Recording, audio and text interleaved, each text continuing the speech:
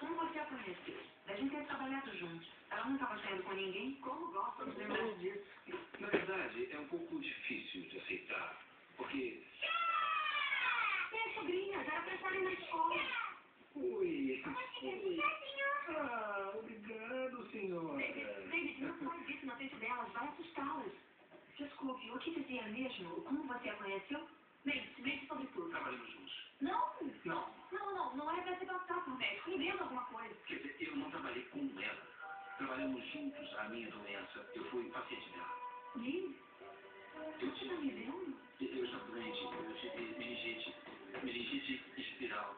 Ah, eu sinto muito. Meningite espiral? Isso nem existe. Ah, não, tá tudo bem. Eu estou bem melhor agora.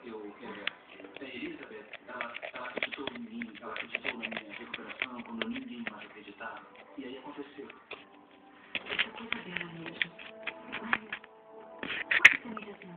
É porque eu estou sabendo da situação da Elizabeth.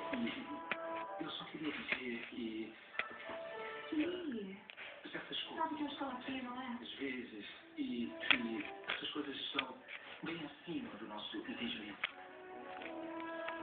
No fundo, eu só queria pedir, na verdade, eu quero implorar que dê mais um tempo para ela, porque eu sei que ela precisa fazer isso. Eu tenho certeza. É muito gentil dizer isso, viu? Mas é tarde demais. Abby, o que você fez? David, não é? Uhum. Sabe, é tarde demais porque eu já assinei aquele papel. Ah, Abby.